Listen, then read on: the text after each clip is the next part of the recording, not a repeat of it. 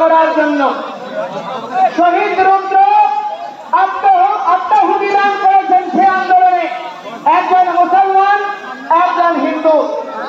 এভাবে পরস্পরের পাশে দাঁড়িয়ে অভ্যুত্থান সাধিত হয়েছে। যাদের আত্মত্যাগ আর বলিদানের বিনিময়ে এই অভ্যুত্থান হয়েছে, তারা কি তার মূল্য পেয়েছে? তারা কি তার মূল্য পেয়েছে? আজকে দেখুন, নেট স্লো করে দেওয়া হয়েছে, প্রতীকী জায়গায় সমাবেশে নেট স্লো করে দেওয়া হচ্ছে। আজকে তিনি তথ্যমন্ত্রী, তিনি দায়িত্ব নিয়েছিলেন গত সরকারের, এই তথ্যমন্ত্রী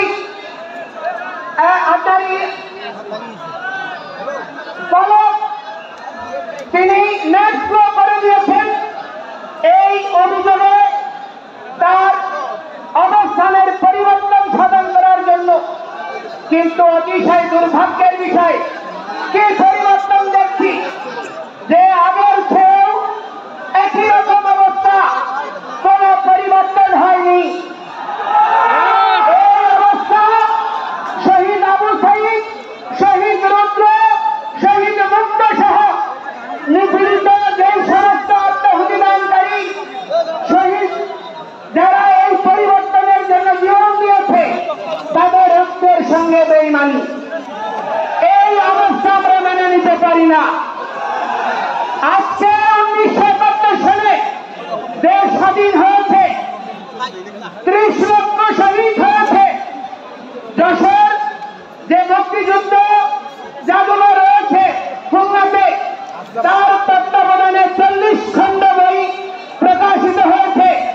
সেই 40 খণ্ড বই এবং বাকি যে সার্ভে হয়েছে 24টি জেলায়, 64টি জেলায় 30 লক্ষ শহীদের 2/3 হচ্ছে হিন্দুরা।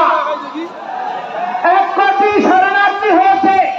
এটা আমার পরিসংখ্যান নয়, জাতিসংঘ সহ অক্সফাম থেকে শুরু করে যতগুলো আন্তর্জাতিক সংস্থার পরিসংখ্যান, সেই পরিসংখ্যান বলে যে সেই 1 কোটি শরণার্থীর মধ্যে 70% হচ্ছে হিন্দুরা, যাদের বাড়িঘর ধ্বংস হয়েছে, লুটপাট হয়েছে, নির্যাতিত হয়েছে।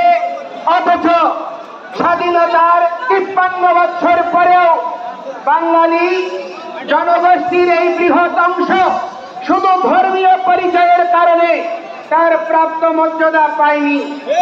বাংলাদেশের স্বাধীনতার পরে আমরা বিগত সরকারকে দেখেছি, আমরা ইতিহাসকে অবমূল্যায়ন পছন্দ করি না। স্বাধীন বাংলাদেশের যার দ্বারে স্বাধীনতা এসেছিল, সেই শেখ মুজিবুর রহমান, ওনাকে শুধুমাত্র একক সম্মান প্রদর্শন করার জন্য প্রচেষ্টা করে শহীদ গিয়াসউদ্দিন, আপনার 4 জাতীয় নেতা মাওলানা ভাসানী এবং মনোরঞ্জন ধর, কমরেড মণি সিং থেকে শুরু করে অনেক অগণিত কৃতি ব্যক্তির মূল্যায়ন হয় নাই। এবং সেই ধারাবাহিকতা আজ পর্যন্ত বলবৎ রয়েছে। যেই সমস্ত 9 জন শহীদ হয়েছে, তাদের নামে স্মৃতি ফাউন্ডেশন বলেন, সরকার বলেন, আজ পর্যন্ত কোন দৃষ্টান্তমূলক পদক্ষেপ গ্রহণ করে নাই।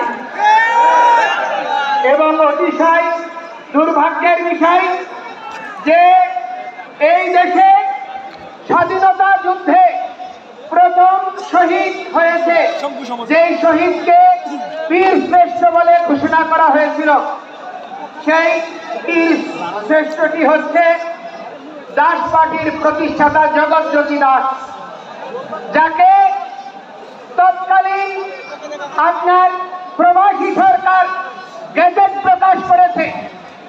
আকাশবাণী, স্বাধীন বাংলা বেতার কেন্দ্র থেকে শুরু করে প্রতিটি সংবাদ মাধ্যম থেকে প্রথম বীরশ্রেষ্ঠ হিসেবে স্বীকৃতি দেওয়া হয়েছে।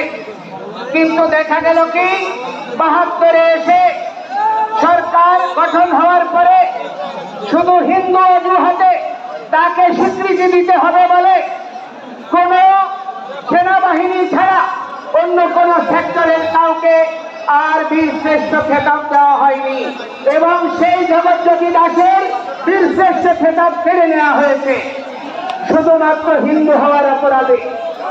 আজকে বাংলাদেশে যে নির্যাতন নিপীড়ন হচ্ছে 5ই আগস্টের পরে এবং বিগত 53 বছর ধরে প্রতীকী সরকার যখন বিশ্ব মিডিয়া বিশ্ববিবেক চিৎকার করে বাংলাদেশের মানুষ সোচ্চার হয়, বাংলাদেশের সংখ্যাগরিষ্ঠ জনগোষ্ঠী অসাম্প্রদায়িক, এই অসাম্প্রদায়িক জনগোষ্ঠীর মাঝে বিভিন্ন গণতান্ত্রিক রাজনৈতিক দলগুলির মাঝে ভর্তি বেড়ে থাকা যেই সমস্ত উগ্রবাদীরা লুকিয়ে আছে তাদেরকে চিহ্নিত করার সুযোগ থাকার পরেও তাদের দ্বারা নিপীড়ন নির্যাতন অবর্ণনীয়ভাবে হওয়ার পরেও দৃশ্যমান কোন পদক্ষেপ কোন সরকারই গ্রহণ করেনি।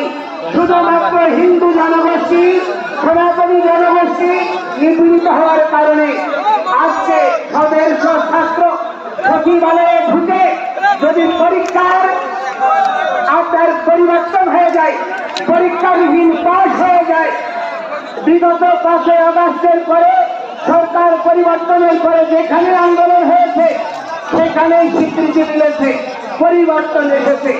কিন্তু আজকে 3 মাস হয়ে যাচ্ছে, দৃশ্যমান কোন অগ্রগতি তো নাই, বরঞ্চ প্রতিটি জায়গায় হিন্দু বাড়ি ঘরে এখনো লুটপাট অগ্নিসংযোগ চলছে, এখনো চাঁদাবাজি চলছে, এখনো চাকরির ছুটি চলছে। অতরে রংপুরে গত 1 সপ্তাহের মধ্যেও চাকরির ছুটি হয়েছে প্রশাসনের উপস্থিতিতে।